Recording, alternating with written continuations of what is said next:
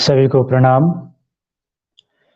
देश दुनिया से जुड़े हुए सभी आचार्य श्री राम आरोग्य पीठ के प्राकृतिक चिकित्सा के सभी साधक भाई बहन को आचार्य दीपांकर का प्रणाम।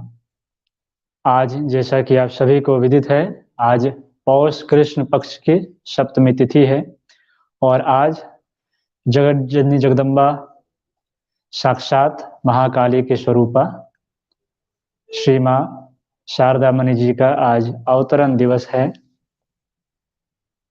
आज उनके जन्मदिवस को मनाने के लिए हम सभी एकत्रित हुए हैं ऑनलाइन प्लेटफॉर्म के माध्यम से, और हम सभी साधक भाई बहन आज श्री माँ के अमृत वचनों में जो कुछ मनोविज्ञान या जीवन निर्माण के सूत्र हैं उन पर आज सभी हम चर्चा करेंगे। आज इसी शीर्षक पर आज का हमारा स्वाध्याय होगा। आइए इससे पूर्व कि हम सभी प्रारंभ करें, गायत्री महामंत्र सभी की सद्बुद्धि की प्रार्थना करते हुए, आरोग्य की मंगल कामना करते हुए एक साथ एक स्वर में ओम भूर्भुवः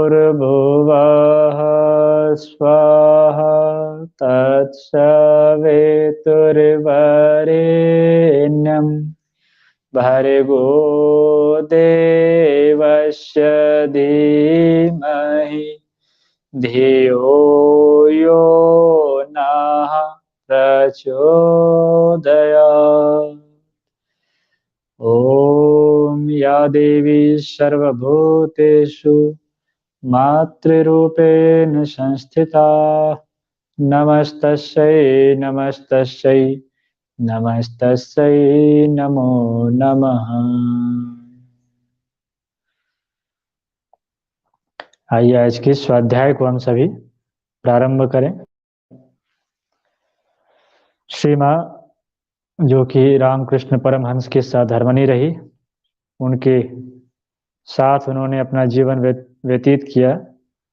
आइए उनकी संक्षिप्त जीवन परिचय जो है उनके विषय में थोड़ा हम सभी जानने का समझने का प्रयास करेंगे कि किस प्रकार की उनकी जीवन रही, किस प्रकार से उन्होंने अपने आध्यात्मिक जीवन, अपने सांसारिक जीवन को उन्होंने निर्वाह किया। तो उनके ही इन जीवन मूल्य के सूत्रों से आइए हम सभी कुछ समझने का, सीखने का प्रयास करें।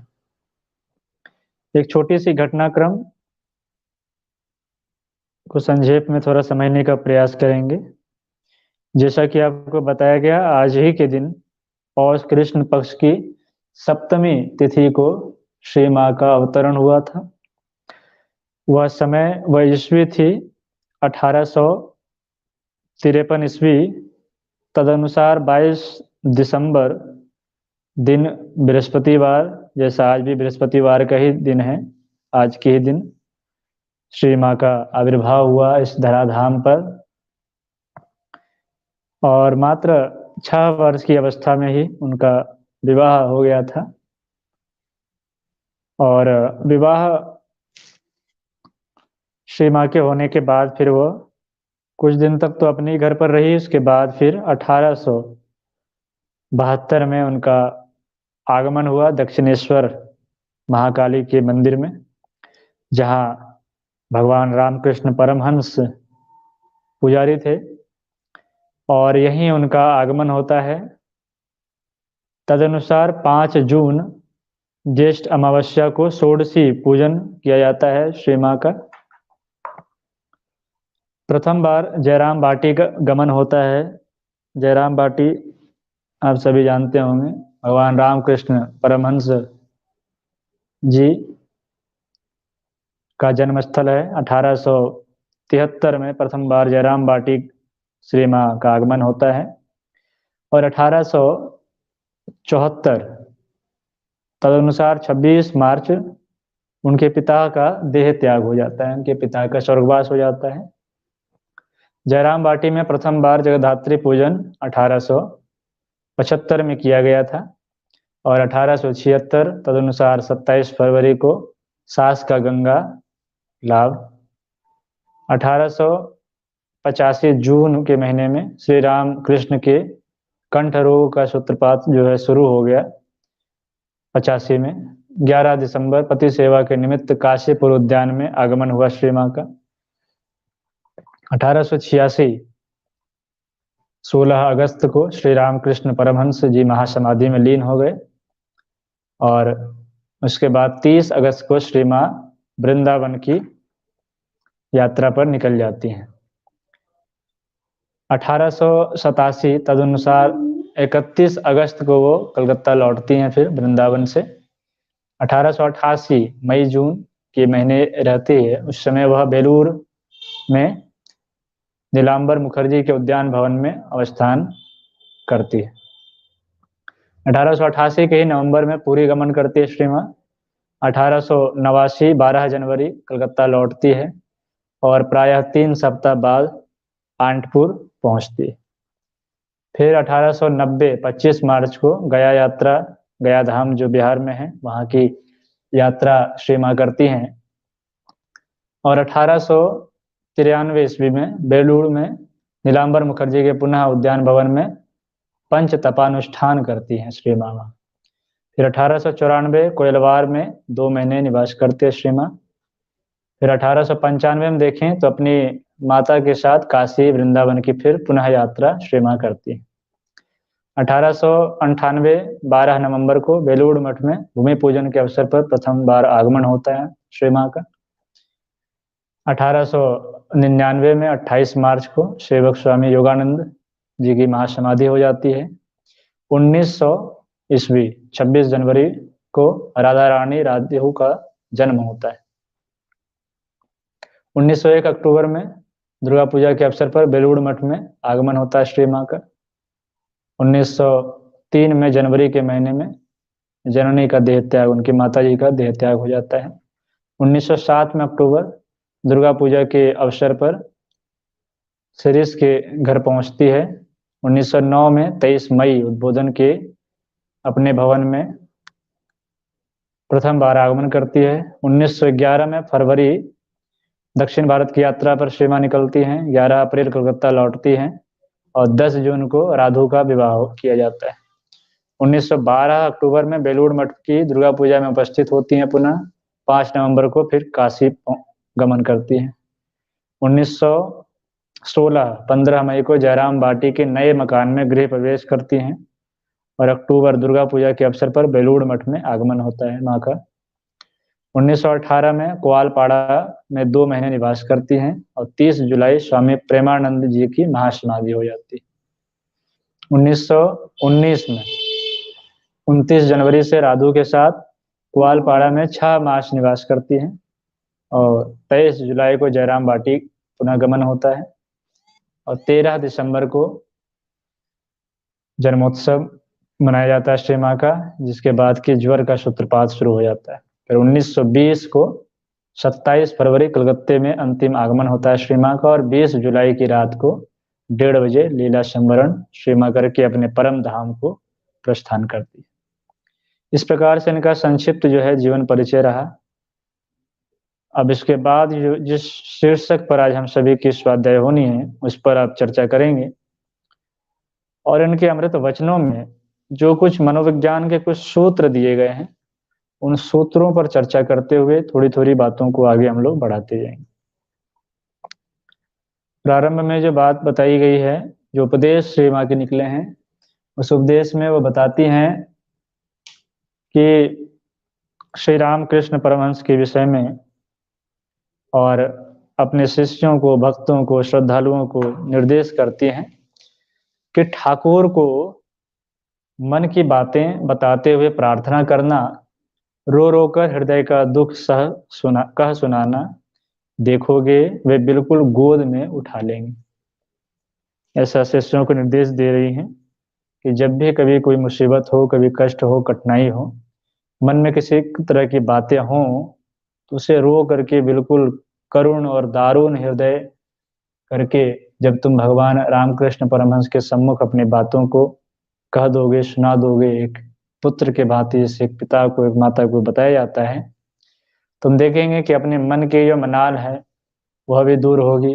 जो अंदर जो दबी हुई बातें हैं, कुंठाएं हैं, जो भी हमें चाहिए इस परम सत्ता से, वह सभी कुछ हमें वो भगवान व परमात्मा हमें दे देंगे और जैसा माँ कहती है कि श्री राम कृष्ण जो ठाकुर हैं वो हमें स्वयं गोद में उठा लेंगे, ऐसा हमें आभास होगा और हमें उन सभी दुखों से, उन सभी विपत्तियों से हम मुक्त होते हुए स्वयं को अनुभव कर सकें। दूसरे उपदेश में श्री माँ लिखती हैं कि मंत्र तंत्र कुछ नहीं है बेटी, भक्ति ही सब कुछ है। ठाकुर के भीतर ही गुरु इष्ट सबको पाओगी, वे ही सब है। श्री माँ लिखते हैं ठाकुर के विषय में, बताती हैं अपनी शिष्या को कि मंत्र तंत्र कुछ नहीं। जो भी हम लोग मंत्र तंत्र के चक्कर में पड़ जाते हैं कि मंत्र में ये शक्तियां हैं, मंत्र में वो शक्तियां हैं, ये मंत्र करोगे वो सिद्धियां मिलेगी, ये मंत्र करोगे उस चीज की प्राप्ति होगी। श्री माँ कहती हैं इन पजरों में फंसने से ज्यादा बेहतर अच्छा है कि आप भक्त बन जाओ। और दो तरह की चीजें होती हैं, एक होते हैं भक्त, एक होते हैं विभक्त। तो हम भक्त बने, विभक्त ना हो, डिवीजन ना हो हमारा, बल्कि हम उस श्रद्धा के सूत्र के माध्यम से अपने गुरु से, अपने इष्ट से, अपने आराध्य से, अपने परमात्मा से जुड़े हुए रहें। तो हम देखेंगे कि हम वह सब कुछ पा जाएंगे जो कि हमारे मन में कामना है, इच्छा है। आगे श्री माँ लिखती है कि इस बार ठाकुर का सरल पथ है, इसलिए सुविधा है। लिखती हैं कि अभी तक जितने भी अवतार हुए हैं, क्योंकि भगवान रामकृष्ण जो हैं वो साक्षात राम और कृष्ण के ही अवतार हैं, जैसा उन्होंने स्वयं स्वामी विवेकानंद जी को अपने अंतिम क्षणों में कह सुनाया था। और ऐसा हम सब अनुभव भी कर सकते हैं। इसलिए उन्होंने श्री माँ ने कहा कि इस बार जो है त्याग की, मर्यादा की, लीला की उन्होंने बात नहीं की है, कर्म ज्ञान भक्ति की भी उन्होंने बात नहीं की है। बस जैसे हो सरल स्वभाव, है ना, नवम सरल, नवदा भक्ति में जो सरल की बात कही गई, सरलता। इस बार ठाकुर का सरल पथ है, इसलिए सुविधा भी है, इसलिए आसानी से हम इस चीज को पा सकते हैं। कहना क्या है, बस भक्त हो करके जो भी अपने मन में इच्छा हो, कामना हो, भगवान को रोते हुए, बिलखते हुए, जैसे पुत्र, छोटे बच्चे अपनी माँ के सामने रोता बिलखता अपनी बातों को रखता है और उसके जो अभिभावक हैं वैसे पूरा करते हुए चले जाते हैं। इस प्रकार से यदि हम लोग रखेंगे तो हमारे मन में जो भी मनोकामनाएं हों सबको पूरा करते हुए भगवान चले जाएंगे। चौथे उपदेश में श्री माँ लिखती हैं जो थोड़ा पाल तान देगा, यानी कहने का मतलब है साधना करेगा तथा शरणागत होगा, वह धन्य हो जाएगा। इस बार मलय पवन बहने के फलस्वरूप घास और बांस को छोड़कर जिसमें भी थोड़ा सा सार है वह चंदन हो जाएगा। तुम लोगों को चिंता ही क्या है। इस बार इतनी सरल उन्होंने बताया कि इस बार अधिक सोचने की और अधिक जो है कि दुर्लभ साधनाएं करने की आवश्यकता नहीं है, बल्कि जितना भी आपके अंदर भी हो, थोड़ा बहुत भी हो, सच्चे हृदय से चरण में आएगा, अपने दुखों को जो सुनाएगा उसे ठाकुर हरण करते हुए चले जाएंगे और सुख साधन आनंद मंगल की अनुभूति कराते हुए ठाकुर देते हुए चले जाएंगे। उदाहरण के लिए उन्होंने बताया है कि इस बार मलय पवन बहने के फलस्वरूप घास और बांस को छोड़कर जिसमें भी थोड़ा सा सार है, घास और बांस, है ना, जो परिचायक दिया गया है वो कठोरता से लिया गया, वह चंदन हो जाएगा। थोड़ा सा भी जो सार यदि बचा होगा उसके अंदर थोड़ी सी भी यदि अपनी मलिनता को धोने यदि हिम्मत जुटा पाए और शरणागत हो पाए तो वह चंदन होता हुआ चला जाएगा। इसमें हमें चिंता की कोई आवश्यकता नहीं, बल्कि जो भी चिंता है वो ठाकुर पर छोड़ करके बस लगे रहो। आगे लिखती है श्री माँ कि ठाकुर का नाम लेना, उनमें खूब विश्वास रखना। संसार में जैसे माता पिता बच्चे के आश्रय हैं, वैसे ही ठाकुर को समझ, साक्षात माँ और पिता के रूप में श्री माँ और ठाकुर को यदि हम समझेंगे तो यह विश्वास है कि संसार में जिस प्रकार से माता पिता सभी ख्वाहिशों को पूरा करते हुए चले जाते हैं, उसी प्रकार से जब भी मुसीबत आए, कष्ट कठिनाई आए, ठाकुर का नाम लेना, ठाकुर का ध्यान करना और सब कुछ पूर्ति करते हुए चले जाएंगे। छठवें में उपदेश में लिखती हैं कि जब ठाकुर के शरणागत हुए हो तो सब हो जाएगा। तो सोचना ही क्या है, मन में दुनिया भर की जो कुंठाएं, अवसाद और ये नाना प्रकार की जो आदि व्याधियों को जो ताना बाना बुनते रहते हो, इन सभी को छोड़ देना है। करे क्या फिर? शरणागत वो करके ठाकुर की शरण में पहुंचो, सब कुछ हो जाएगा, चिंता की कोई बात ही नहीं। 7वें मंत्र में लिखती हैं, ठाकुर कह गए हैं कि यहाँ के सभी को वे अंतिम दिन अवश्य दर्शन देंगे तथा अपने साथ ले जाएंगे। जो साक्षात जो परब्रह्म है, ये तो कण कण में व्याप्त है। हरि व्यापक सर्वत्र समाना, प्रेम ते प्रकट हो ही मैं जान।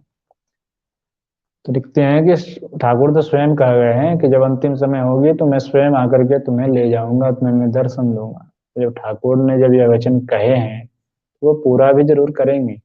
कंडीशन सिर्फ एक है कि अपनी जो ऊहापोह वो है उसे छोड़ करके शरणागत हो जाओ। साधिमाम त्वाम प्रपन्नम।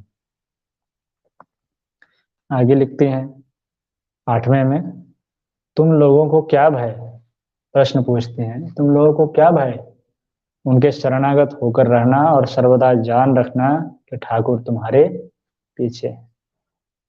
भय की तो बात ही नहीं की है। इसे स्वामी विवेकानंद भी कई बार कहे हैं कि माँ भई माँ भई माँ भई, डरो नहीं डरो नहीं डरो नहीं। क्यों नहीं डरो? क्योंकि ठाकुर हमारे पीछे लगे हुए। कभी भी हम अलग नहीं हैं ठाकुर से, है ना। भगवान रामकृष्ण परमहंस हम सबके पीछे हैं, बस विश्वास करने भर की यह देर है कि वो हमारे साथ हैं, हमारे हर क्षण लगे हुए हैं। कंडीशन एक है, शरणागति होनी चाहिए। ठाकुर ही एकमात्र रक्षक हैं, इस बात का सदा स्मरण रखना। या भूले कि सब भूलो, है ना। भगवान रामकृष्ण ही एकमात्र रक्षक हैं। यदि ऐसे भाव हमेशा बनी रहे तो फिर किसी का ना भय रहेगा, न किसी प्रकार की भूल होगी। जो भी होगा सब मंगल ही मंगल होगा। 10वें उपदेश में लिखते हैं श्री माँ कि ठाकुर इतनी साधना करके सारा फल जीवोद्धार के लिए दे गए। यानी भगवान रामकृष्ण परमहंस के विषय में जैसा यदि आप पढ़ेंगे तो कोई ऐसे साधना नहीं थी जिसे उन्होंने ना की हो। मंत्र की साधना हो, तंत्र की साधना हो, यंत्र की साधना हो, किसी भी पंथ की साधना हो, संप्रदाय की साधना हो, उन सभी साधनाओं को उन्होंने किया।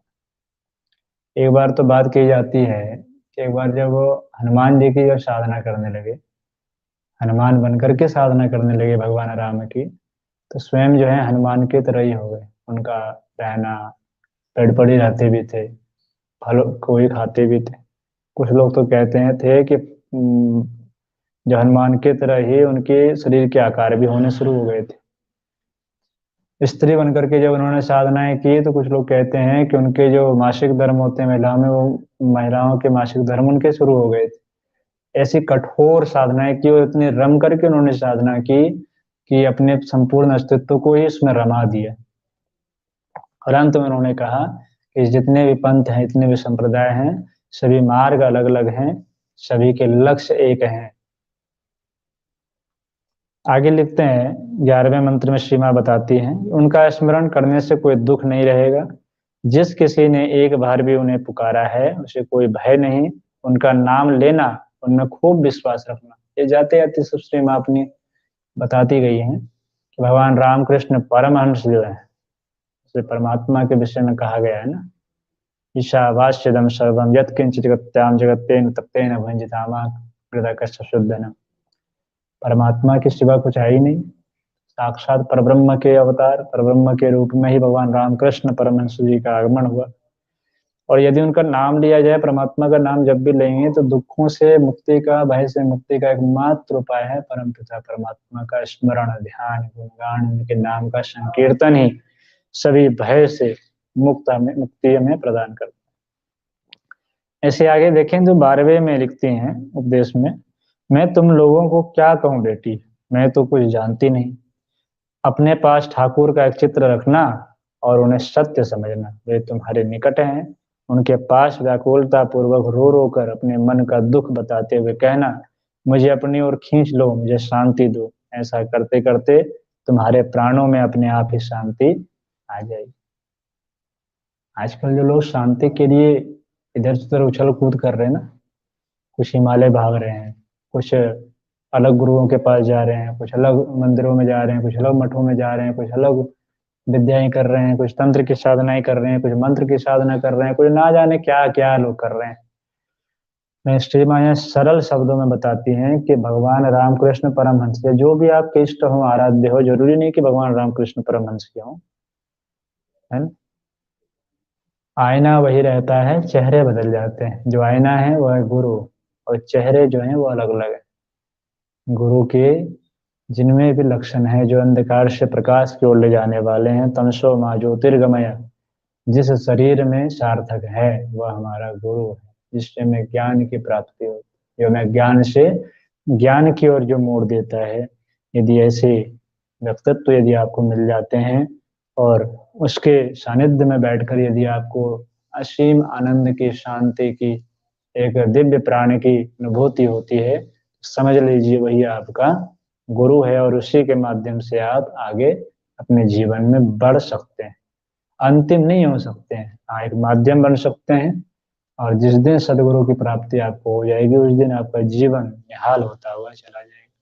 इसलिए यहाँ श्री माँ बता रही हैं कि तुमसे और क्या बताऊं, बस इतना ही सरल बताना चाहूंगी कि भगवान रामकृष्ण की या अपने जो भी गुरु इष्ट आराध्य हों उनकी तस्वीर अपने पास रख, और यह विश्वास रख कि वह हमारे साथ हैं, प्रत्यक्ष हैं, जीवंत हैं, जागृत हैं।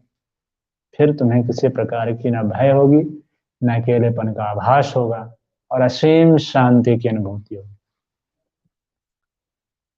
आगे फिर गुरु भक्ति और मंत्र के ऊपर उन्होंने लिखा है, और श्रीमा लिखती हैं कि गुरु के प्रति भक्ति रहनी चाहिए। गुरु चाहे जैसे भी हों, उन पर भक्ति रखने से ही मुक्ति मिलती है।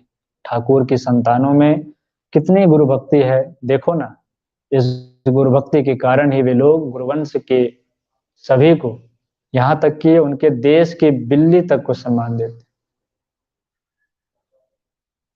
उदाहरण देते हुए, क्योंकि भगवान रामकृष्ण परमहंस के 13 ऐसे शिष्य हुए जिन्होंने अपना संपूर्ण शरीर भगवान रामकृष्ण के लिए लगा दिया, जिन्होंने अपना तन मन धन जो भी कुछ था, अपनी प्रतिभा, अपनी लगन, अपनी निष्ठा, अपने परिवार, अपने जितने भी जो भी उनके अंदर और बाहर जो भी चीजें थी, भगवान की कृपा से सब कुछ उन्होंने भगवान रामकृष्ण के चरणों में लगा दिया। और सिर्फ एकमात्र उद्देश्य था अपने गुरु के प्रति अटूट श्रद्धा, अटूट निष्ठा, अटूट प्रेम। और यह सिखाती है भगवान रामकृष्ण परमहंस की असीम प्यार से, असीम प्रेम की यह चमत्कार थे, जिसके कारण कि विद्वान से विद्वान लोग जुड़ते हुए चले गए, और प्रमुख 13 शिष्य निकल करके आए, जिनमें स्वामी ब्रह्मानंद, स्वामी शिवानंद, स्वामी विवेकानंद, स्वामी प्रेमानंद, स्वामी योगानंद, स्वामी वीरेश्वरानंद, इस प्रकार के 13 शिष्य, प्रमुख शिष्य निकल करके आए प्रारंभ में। और ऐसी स्थिति थी कि न खाने को अन्न मिलते थे, न पहनने को वस्त्र मिलते थे, न रहने को छत मिलते थे। भगवान रामकृष्ण के जाने के बाद सभी का न कोई ठोर था, न ठिकाना था, ना जाने कैसे गरीबी में उन्होंने अपने पूरे जीवन को व्यतीत किया, लेकिन एकमात्र सहारा कोई था तो वो था भगवान रामकृष्ण परमहंस का नाम, उनकी शिक्षाएं, उनके आदर्श, उनके प्रेम के सहारे इन सभी ने उनके शिक्षा को देश देशांतरों में फैलाया, संपूर्ण विश्व में फैलाया। और स्वामी विवेकानंद जब शिकागो में जाकर के भगवान रामकृष्ण परमहंस के उन आदर्शों को जब प्रसारित किया, उन शिक्षाओं को जब उन्होंने बताया लोगों को, तो संपूर्ण दुनिया भारतीय संस्कृति वैदिक परंपरा के सामने नतमस्तक हो गई। ये सभी जो चमत्कार थे ये भगवान रामकृष्ण परमहंस के। भले ही उन्हें लिखना ना आता, भले ही उन्हें शुद्ध खड़ी हिंदी बोलने ना आती हो, लेकिन उनके अंदर का जो ज्ञान था वो सब उन्होंने अपने शिष्यों में उड़ेल दिया, और वह शिष्य फिर घूम घूम करके उनका प्रचार किए, उनकी शिक्षाओं का, उनके विद्याओं का, अध्यात्म के जो वैज्ञानिक, जो तर्क वितर्क के साथ हो सकते हैं, सभी कुछ स्वामी शिवानंद, स्वामी ब्रह्मानंद, स्वामी विवेकानंद, स्वामी विरजानंद, स्वामी विज्ञानानंद, इस प्रकार से सभी शिष्यों ने मिलजुल करके उनके उस अध्यात्म की परंपरा को आगे बढ़ाया। और यहाँ तो श्री माँ कहती है कि इतना प्रेम था, इतनी गुरु भक्ति के इतनी समर्पण थी, इतनी निष्ठा थी, इतनी लगन थी कि उस देश की बिल्ली को भी सम्मान देती, जिस देश में, जिस भूमि पर भगवान का अवतरण। आगे लिखती हैं श्री माँ कि गुरु वाक्य पर विश्वास करना चाहिए, जो उनके ऊपर निर्भर रहता है उसकी वे सभी विपत्तियों से रक्षा करते हैं। इसे लोग कहते हैं ना कि ऐसे भी कठोपनिषद में कहा गया है कि उत्तिष्ठत् जागृत प्राप्त वराण्य बोध क्षूरस्य धारा निस्तादुरत्या दुर्गम पतस्तत् कवियो बदलती। उठो जागो और चल पड़ो। अध्यात्म का जो मार्ग है वह उल्टे छुरे की धार पर चलने के बराबर है। जब भी गुरु जीवन में आए और कष्ट ना मिले तो स्वामी विवेकानंद लिखते हैं कि तो समझो ठग मिल गया, एक बनिया मिल गया। इसलिए गुरु के वाक्यों पर विश्वास करना पड़ेगा, क्योंकि गुरु हमारे जीवन में तभी आते हैं जब हमारे कुसंस्कार धुलने शुरू हो जाते हैं। गुरु के आगमन से ही अंधकार का छटना, मतलब कुसंस्कारों का, कषाय कलमश का धुलना शुरू हो जाता है। जब धुलेंगे तो कष्ट कठिनाई तो आएंगे, विपरीत परिस्थितियां तो आएंगी। अब विपरीत परिस्थितियों से यदि हम लोग हड़बड़ा करके और भाग करके दूसरे गुरु की तलाश में निकल जाए तो हमारा दुर्भाग्य है, क्योंकि हमने गुरु की परिभाषा को ना तो समझा और न समझना चाहते हैं। हमें चाहिए चमत्कारी बाबा, हमें गुरु नहीं चाहिए। गुरु जो होते हैं वो अंदर से बाहर तक झकझोर करके रख देते हैं, पूरे जीवन को तिलमिला देते हैं, अंदर से क्रांति सी उमड़ पड़ती है। इसलिए कहा गया कि गुरु के वाक्यों को मानो, उनके बताए हुए रास्ते पर चलो, चाहे जो भी परिस्थिति आए उसकी ओर ना देखो, अपने गुरु की ओर देखो, क्योंकि परिस्थितियों को संभालेंगे कौन? आपके गुरु। आगे लिखते हैं श्री मां कि मंत्र के भीतर से शक्ति जाती है, गुरु की शक्ति शिष्य में जाती है और शिष्य की गुरु में, है ना। मंत्र को जब हम जपते हैं तो मंत्र की शक्तियां जागृत होना शुरू हो जाती है और उसके जो साधक होते हैं उसमें वो शक्तियां प्रवेश करने शुरू होती है। उसी प्रकार से जो गुरु होते हैं, गुरु की शक्ति शिष्य में जाने शुरू हो जाती है। लेकिन कब? जब हम गुरु का काम करेंगे तब। केवल नाम नाम रट विद्या करने से नहीं होगी, गुरु का काम करने से गुरु की शक्ति हमें मिलनी प्राप्त हो जाती है। और जब शिष्य जब करता है उस कार्य को तो उससे गुरु को शक्ति मिलनी शुरू हो जाती है ना।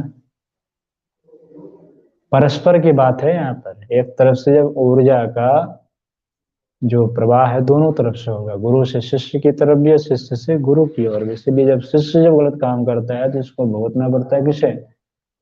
गुरु को, है ना। इसलिए शिष्य संभल करके कार्य करे कि गलत काम ना, ऐसा ध्यान रखे, अपने गुरु की गरिमा न गिरने पाए, इसका ध्यान रखते हुए करनी चाहिए। आगे श्री मां बताती हैं कि मंत्र के द्वारा देह शुद्धि होती है, भगवान का मंत्र जपकर मानव पवित्र हो जाता है। मंत्रों के बारे में बता रही हैं श्री मां कि मंत्र के द्वारा जो है देह की शुद्धि हो जाती है, मन की शुद्धि हो जाती है, और भगवान का जब मंत्र जपता है मानव, मानव पवित्र होना शुरू हो जाता है। इसलिए मंत्र में तो अगाध शक्ति है। इसलिए मंत्र का जप जरूर करें ताकि हमारा मन नियंत्रण में। सभी मनोविज्ञान के सूत्र हैं छोटे छोटे। मन को यदि साधना हो तो मंत्र के माध्यम से हम मन को साध सकते हैं। इसलिए मंत्र का जप बहुत आवश्यक है। मंत्र कोई भी हो सकता है, यदि वैदिक मंत्र हो, लौकिक मंत्र हो तो करें, कुछ तो करें, नाम जप ही करें। मंत्र जप ना हो तो नाम जप करें, जिससे हमारे मन पर रश्मि आवत जात है, शिल पर पड़त निशान, अच्छे विचार पनपने शुरू हो जाएंगे। ठीक है। आगे श्रीमा लिखती हैं कि भगवान नाम का बीज कितना छोटा है, पर समय आने पर उसी से भाव, भक्ति, प्रेम आदि कितनी बातें हो जाती। भगवान नाम को बीज का की संज्ञा दी है श्री मां ने, और उसे बीज के ही फलीभूत कितने चीज हो जाते हैं। भक्ति है, प्रेम है, भाव है, ये सभी इनके ही फल हैं। किसके? भगवान नाम रूपी बीज के सब फल हैं। भक्ति, प्रेम, भाव। और जब तक ये सब जीवन में नहीं आएंगे तब तक उच्च आदर्शों के प्रति समर्पण हमारा संभव ही नहीं है। आगे श्री मां लिखती हैं कि गुरु होना बड़ा ही कठिन है। शिष्य अच्छा हो तो गुरु का भी भला होता है ना। तो गुरु तो बार बार कहा गया है कि गुरु सब नहीं होते हैं। जैसे प्राचीन समय में देखें, या तो महर्षि सांदीपनी थे या महर्षि वशिष्ठ थे, या तो महर्षि विश्वामित्र थे, या फिर महर्षि गौतम थे, महर्षि भारद्वाज थे। ये सभी गुरुकुल चला करते थे उस समय, है ना। या तो महर्षि सांदीपनी के समय गुरुकुल थे, महर्षि कण्व के गुरुकुल थे, महर्षि वशिष्ठ के गुरुकुल थे, तो महर्षि भारद्वाज के गुरुकुल थे। उसी प्रकार बाद के युगों में देखें तो या तो तक्षशिला विश्वविद्यालय थे, या तो विक्रमशिला विश्वविद्यालय थी, या नालंदा विश्वविद्यालय थी, या लिच्छवी थी। इस प्रकार से कुछ विश्वविद्यालय थे, और कुछ ऐसे आचार्य भी थे, जैसे आर्यभट्ट हो, या आचार्य चाणक्य हो, भास्कर आचार्य हो, है ना, नागार्जुन हो। ये सभी प्रमुख आचार्य हुए इसमें। तो गुरु सब नहीं हो जाते हैं, है ना। अंधकार से लड़ना, अज्ञानता से लड़ना इतनी आसान बात नहीं है। जन्म जन्मांतरों के संस्कारों को धो डालने की इसके अंदर क्षमता होती है, वो होते हैं गुरु। इसलिए गुरु होना कठिन है। और एक सच्चे गुरु को यदि सच्चे शिष्य मिल जाए तब तो सोने में सुहागा। शिष्य यदि अच्छा हो तो गुरु का भी बड़ा नाम होता है ना। लौकिक जगत में भी देखें तो किसी शिक्षक के यदि बच्चे अच्छे पद पर पहुंच जाते हैं तो जो गुरु हैं जिनसे पढ़े हैं उनकी भी वाहवाही हो जाती है। हमारा पढ़ाया हुआ लड़का देखो कहाँ से कहाँ पहुंच गए, हमारी पढ़ाई हुई लड़की देखो कहाँ से कहाँ पहुंच गई। इसलिए शिष्य यदि अच्छा हो तो गुरु का भी भला हो जाता है। आगे श्रीमा लिखती हैं कि अभ्यास में कितनी शक्ति है। जब का अभ्यास करते करते मनुष्य शुद्ध हो जाता है ना। जपात सिद्धि जपात सिद्धि जपात सिद्धिर न संशय, ऐसा मंत्र लिखा बताया गया है कि जब करते रहो, जब करते रहो, जब करते रहो, सिद्धि तो एक न एक दिन तो मिलनी ही मिलनी है ना। तो अभ्यास में बड़ी शक्ति है, इसलिए प्रैक्टिस हमेशा हर चीज की होनी चाहिए। जिस चीज में आप पारंगत होना चाहते हैं उसका अभ्यास प्रारंभ कर दें। यदि संगीत की सिद्धि चाहते हैं तो संगीत नियमित करें, है ना, एक निर्धारित समय में करें, तो फिर उसमें सिद्धि मिलनी शुरू हो जाए। इसी प्रकार से किसी भी मंत्र की सिद्धि चाहिए, निर्धारित समय में और नियत संख्या में यदि हम जप करें उस मंत्र की, तो उसमें हमें सिद्धि प्राप्त होनी शुरू हो जाती है। 20वें उपदेश में श्री माँ बताती है कि एक ही गुरु कितने लोगों को मंत्र देते हैं, पर सभी लोग क्या समान होते हैं। जो जैसा आधार है उसमें वैसा ही विकास होता है। जैसी हमारी पात्रता होगी, है ना, उसी प्रकार से विकास भी शुरू हो जाता है। क्योंकि जितने भी जीव हैं सभी ना जाने कितने कर्मों से, कितने संस्कारों से, कितने योनियों से, कितने वातावरण से, कितने अलग अलग भिन्न प्रकार के माहौल से निकल कर के आए। तो सभी के जो चित्त हैं वो भी अलग अलग है, सभी के संस्कार भी अलग अलग है, सभी के कर्म भी अलग अलग है। तो यदि हम सब देखें तो एक ही गुरु कई शिष्य बनाते हैं, लेकिन सभी शिष्य में से सभी एक समान तो नहीं निकलते ना। कारण एकमात्र यही है कि सभी विभिन्न प्रकार के माहौल से आते हैं। माहौल से क्या तात्पर्य, माहौल से तात्पर्य है उनके पूर्व जन्म।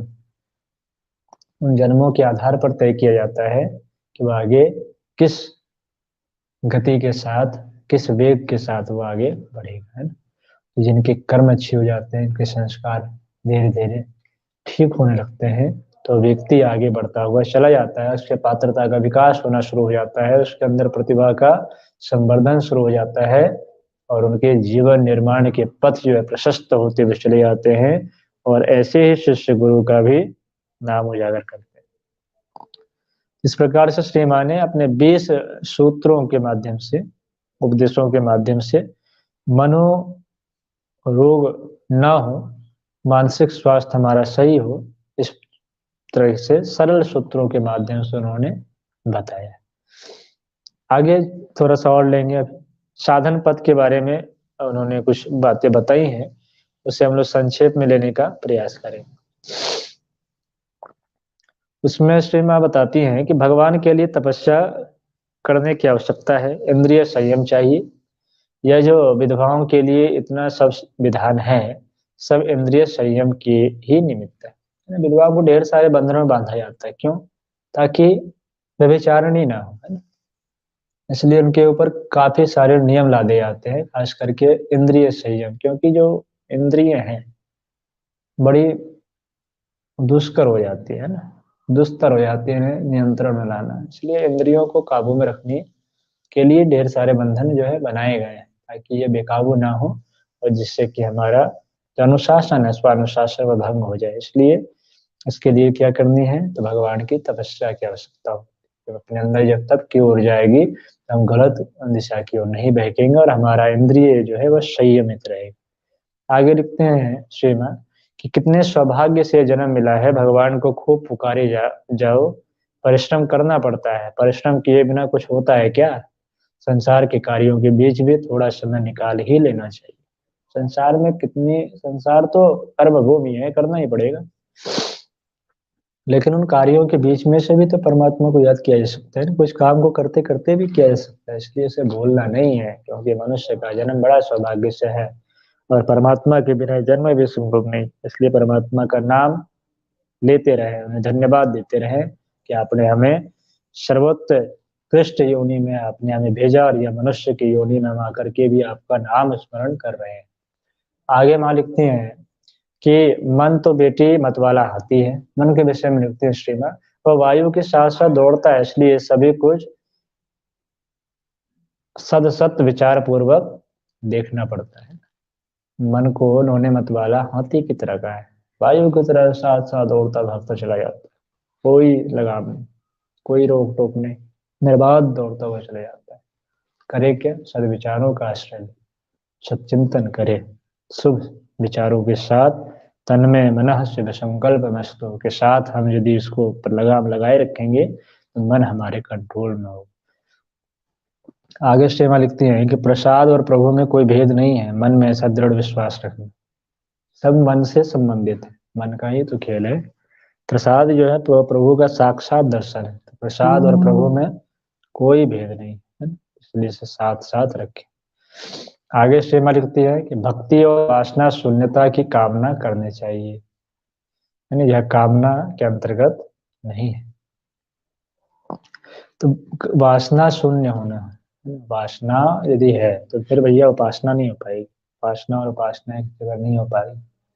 उपासना से भक्ति है ना, तो भक्त यदि है तो भक्ति जागृत होनी चाहिए अंदर, और यदि भक्त और उपासना साथ में रहेगी लेकिन वासना साथ नहीं, ऐसे जब भी कामना करे परमात्मा से तो भक्ति की कामना करे, उपासना की कामना करे, वासना शून्य की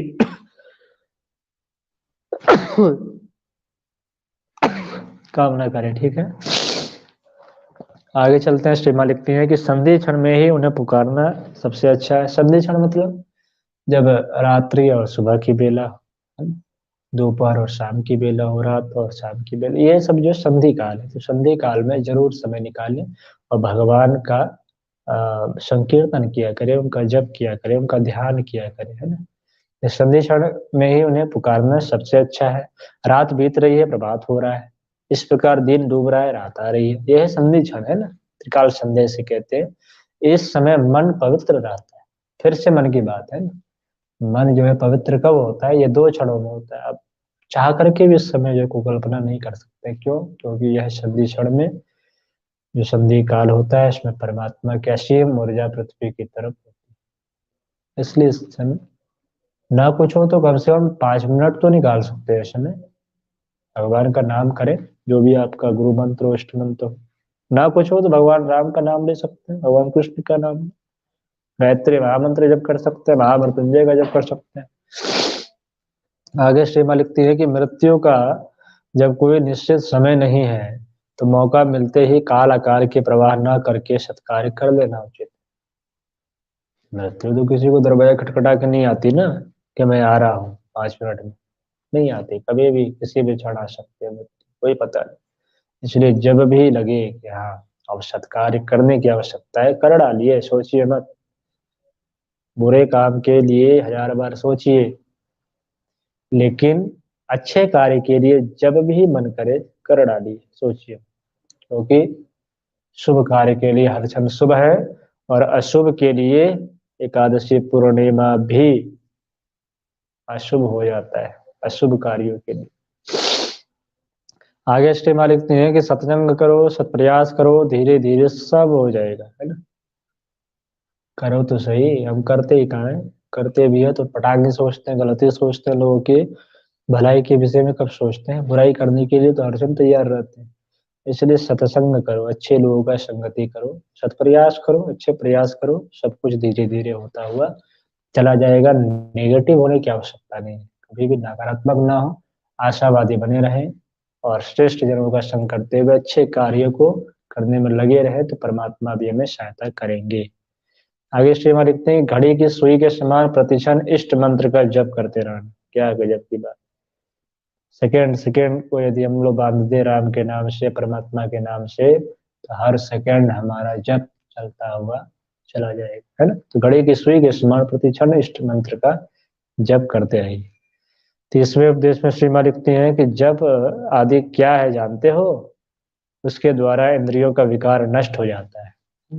जप जो है इसके माध्यम से जो इंद्रियों के विकार है, कामना, वासना, तृष्णा, ईर्ष्या, द्वेष, काम विकार, काम वासना, सभी का यदि शमन करना हो तो वह जप है। जप हुआ माध्यम, इसके माध्यम से जो है इंद्रियों की घिसाई पिटाई रगड़ाई रंगाई धुलाई होती रहती है, जिससे कि उसके विकार धुल धुल करके नष्ट हो जाते हैं। 31वें उपदेश में श्री माँ लिखती है कि तुम्हें जो मंत्र मिला है उसी में डूब जाओ, जब ध्यान करना, सत्संग में रहना और अहंकार को कदापि सिर पर ना उठाने देना।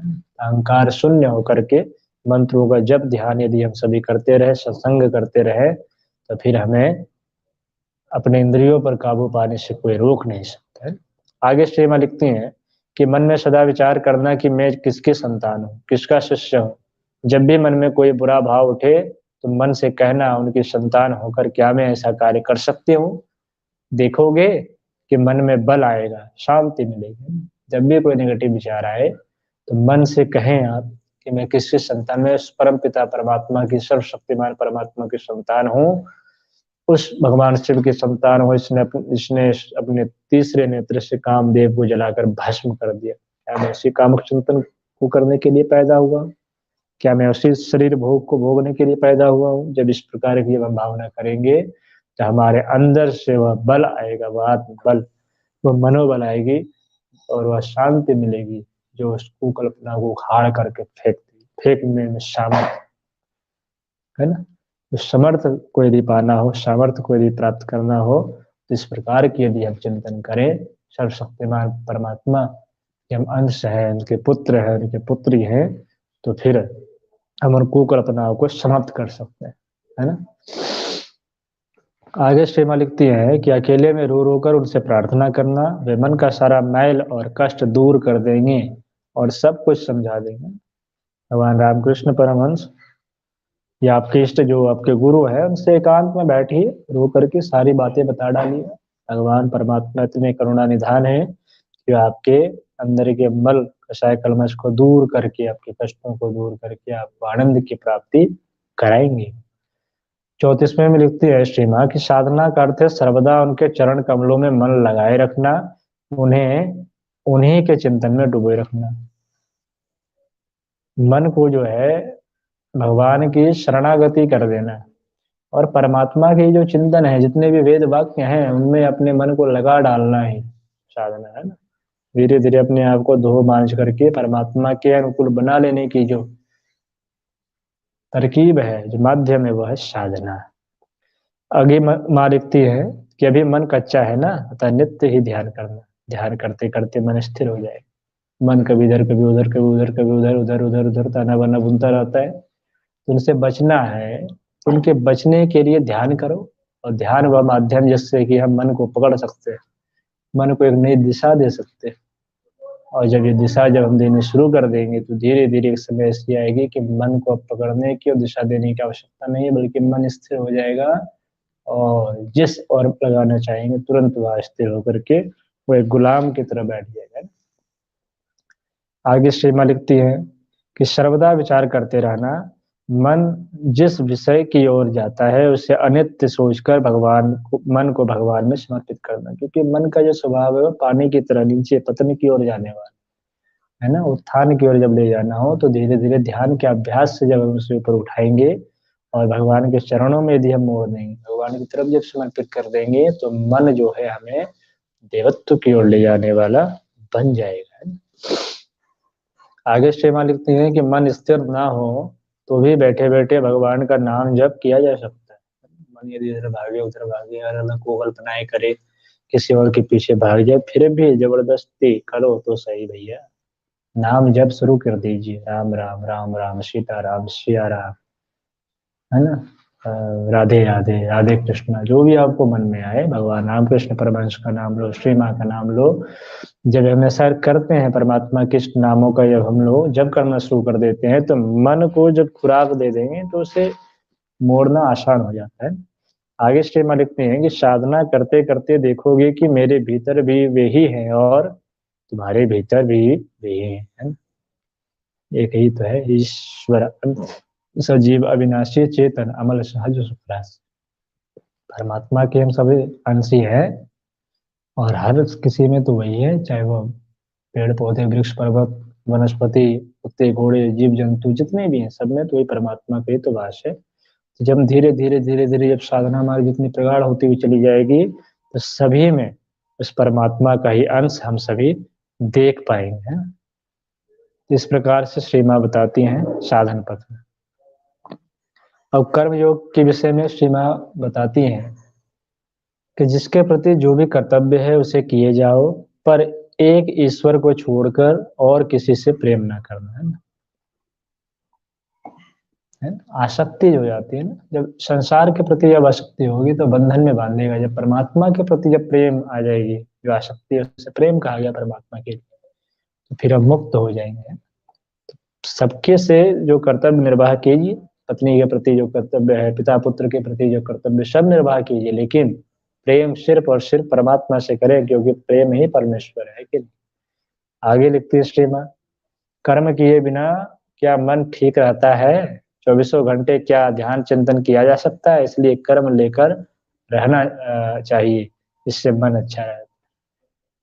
तो कर्म किए बिना तो भगवान स्वयं लिखते हैं गीता में कि मैं भी नहीं हूं, तो भैया तुम्हें कैसे छोड़ सकता है? इसलिए कुछ ना कुछ कर्म करते रहें और चौबीसों घंटे जो है कहीं ना कहीं अपने मन को लगाए रखे कर्मों में, ताकि खाली दिमाग शैतान का घर ना हो, और इससे मन जो है हमारा रमा रहता है, अच्छा रहता है, और दुष्चिंतन से बचता है। आगे माँ लिखती हैं कि कर्म तो करना ही चाहिए, कर्म करते करते कर्म का बंधन कट जाता है, ठीक है। तभी निष्काम भाव का उदय होता है। एक क्षण के लिए भी कर्म छोड़कर रहना उचित नहीं। कभी भी कर्म को ना छोड़ो, कर्म करें, संकल्प पूर्वक जागरूक होकर प्रत्येक क्रिया को ही कर्म कहते हैं। इसलिए ऐसे कर्म को हमेशा करते रहें, चाहे वो नाम जप हो या परमार्थ का काम हो, किसी की सहायता हो, सेवा हो, करें। पारिवारिक ये जो आपके दायित्व उसका निर्वाह करें, सभी कर्म। आगे श्रीमा लिखती है, मन सदा बुरे कार्यों में ही जाना चाहता है, भला कार्य करने की इच्छा होने पर भी मन उधर जाना नहीं चाहता। इसलिए सत्कर्म करने के लिए हार्दिक प्रयास तथा दृढ़ता की आवश्यकता है। पहले भी बताया गया, पतन की ओर मन जो है हमेशा भागने को तैयार है, लेकिन अच्छे कार्यों के प्रति यदि बार बार भी हम समझाएं तो करने को तैयार नहीं होता है। इसलिए ना भी हो तो भी जबरदस्ती प्रयास तो करे भैया, आज नहीं तो कल, कल नहीं तो परसों, कभी ना कभी तो मन लगेगा और उस ओर भागेगा मन, है ना। इसलिए करें। आगे श्री माँ लिखती है कि ठाकुर का काम करना और साधन भजन करना, अकेले बैठे रहने पर मन में तरह तरह के व्यर्थ के विचार आ सकते हैं। इसलिए अकेले ना बैठे, सारी दिमाग शैतान का घर, परमात्मा का काम करते रहे, ठाकुर का काम करें, साधन करें, भजन करें। आगे लिखते हैं श्री माँ कि कर्म फल तो भोगना ही होगा, पर हाँ, जहाँ फाल धसने की बात थी वहां ईश्वर का नाम लेने से सुई मात्र गड़ेगी, है। कर्म तो भोगना है भैया, कर्म गहना कर्मणो गति, कर्म की गति गहन है, काटना ही पड़ेगा। लेकिन जब हम साधना करेंगे, भजन करेंगे, ईश्वर का नाम जप करेंगे तो क्या होगा? जहाँ हमारा एक्सीडेंट होना था वहां चोट लग करके रह जाएगी, जहाँ पर मोटे लोहे गड़ने थे वहां पर एक सुई चुभ करके रह जाएगी। इंटेंसिटी कम हो जाएगी, उसकी तीव्रता जो है कम हो जाएगी। कब? जब हम साधना भजन सब करते रहेंगे, तब उसके सहने की शक्ति हमारे अंदर से जागृत हो जाएगी, ठीक है। लेकिन कब होगी? जबकि हम ईश्वर की शरणागति प्राप्त करेंगे। इसी प्रकार से श्री माँ जो है और भी कुछ सूत्र बताती है, जैसे शरणागति एवं व्याकुलता के बारे में श्री माँ बताती है कि चाहे जितना भी जप करो और चाहे जितना भी कर्म करो, ये सब कुछ भी नहीं है। महामाया द्वारा पद छोड़ दिए बिना किसकी क्या क्षमता है। हे जीव शरणागत हो, केवल शरणागत हो जाओ, तभी वे दया करके पद छोड़ दे। महामाया जो भगवान विष्णु की माया है, परमात्मा की जो आदि शक्ति माया है, चाहे कितना भी कुछ कर ले, लेकिन श्री माँ कह रही है कि जो माया है उससे कौन बच पाया है, भगवान भी नहीं बच पाए भैया।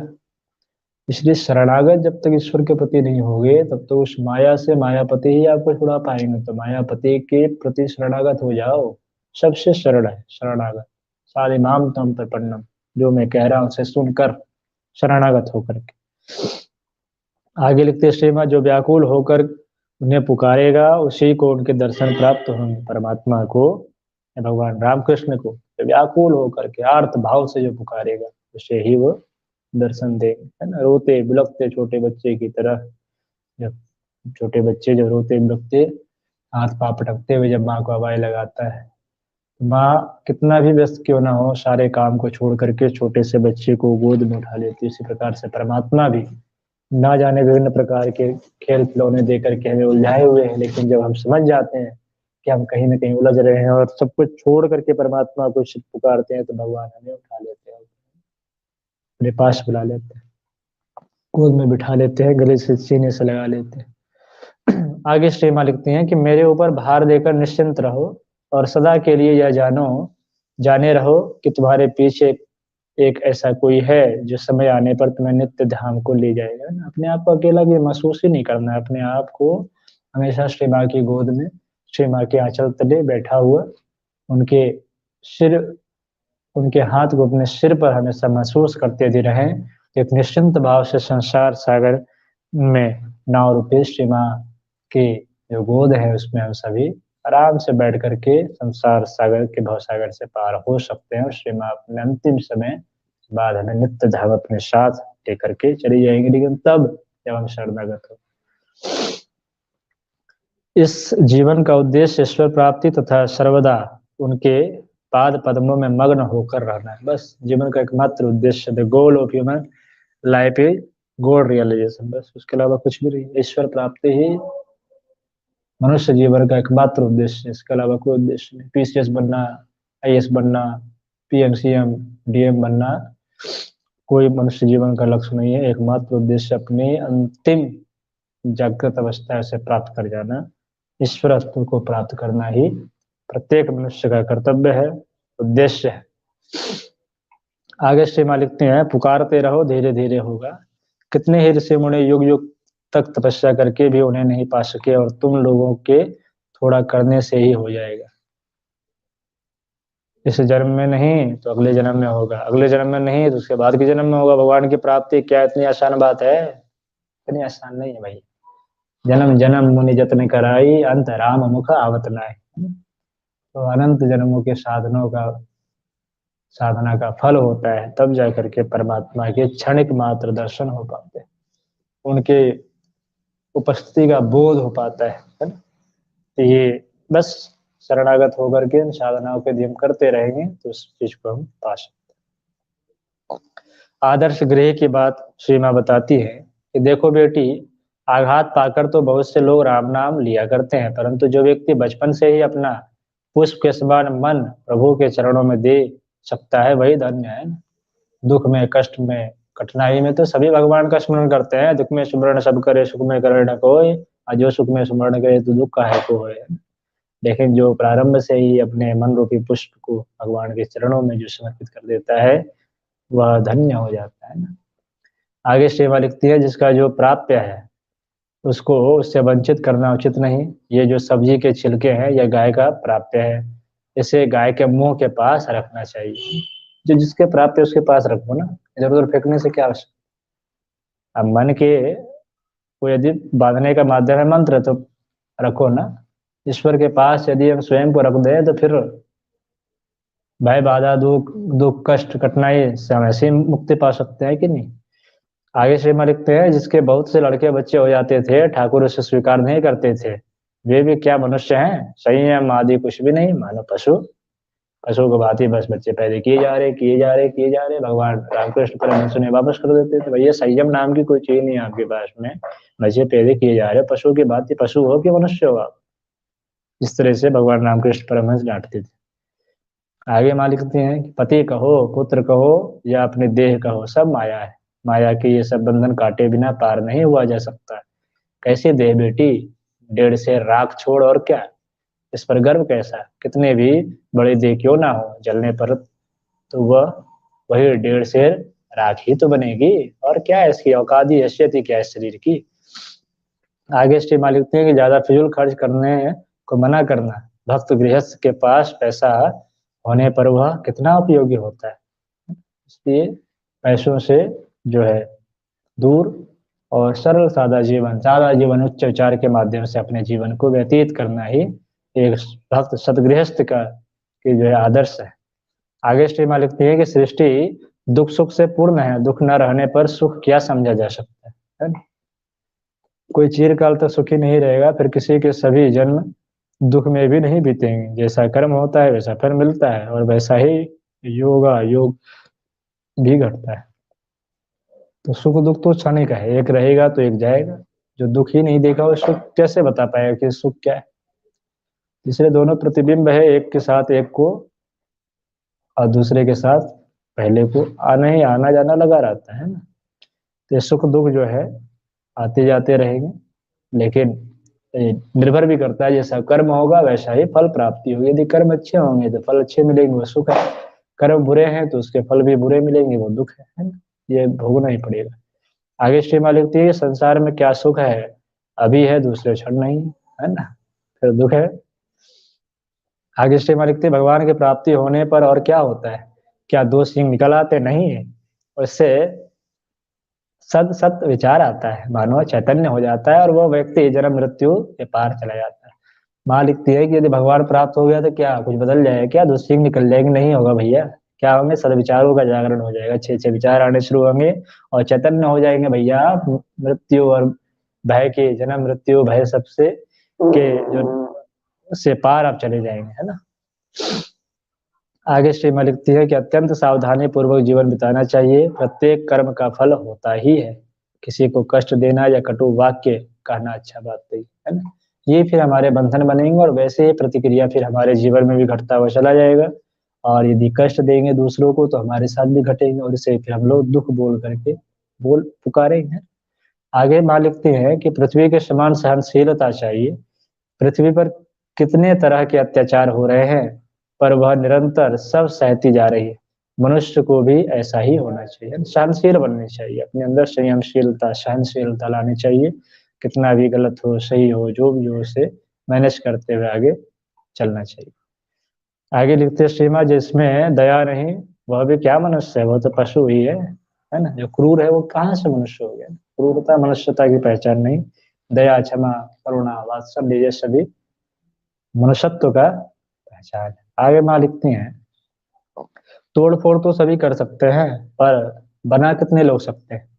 किसी की निंदा उपहास तो सभी कर सकते हैं, पर कितने उसे सुधार सकते हैं। दुर्बलता तो मानव में है ही, है ना कुछ तो अवगुण रहते ही है, बस उसकी उपहास ना उड़ाएं, बल्कि उसे उभारने का प्रयास करें, है ना। उपहास उड़ाने की जगह पर उसे उभारे, उसकी प्रतिभा का उभार किस प्रकार से आए, उसमें सुधार कैसे लाए, इस पर विचार करनी चाहिए। दुर्बलता तो हर किसी में होती है, परमात्मा के अलावा तो सभी में कुछ ना कुछ अपूर्णता है ही, उसका उपहास ना उड़ाए। आगे माँ लिखती हैं अपने मन को दूषित करके ही मनुष्य दूसरों के दोष देखता है।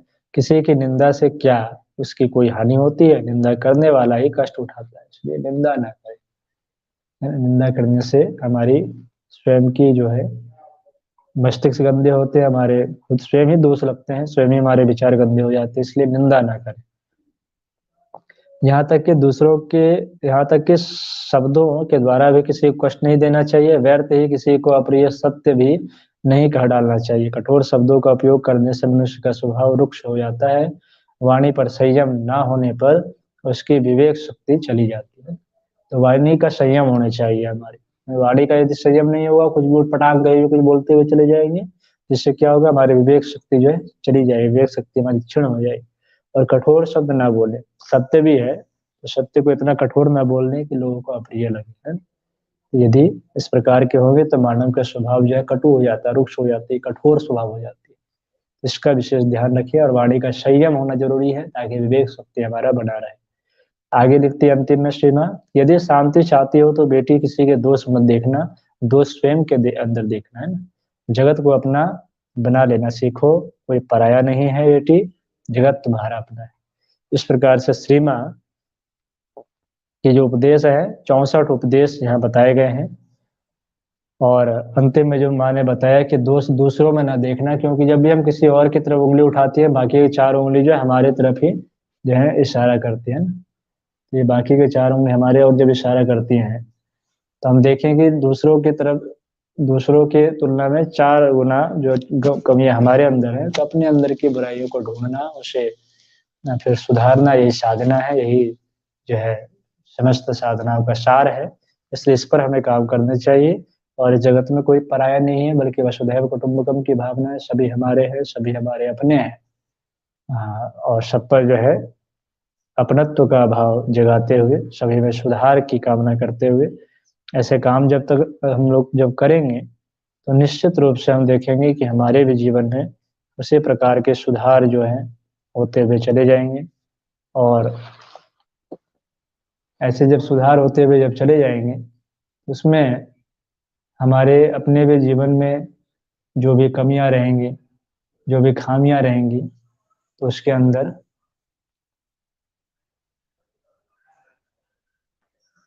ऐसी ऐसी बातें होती रहेंगी।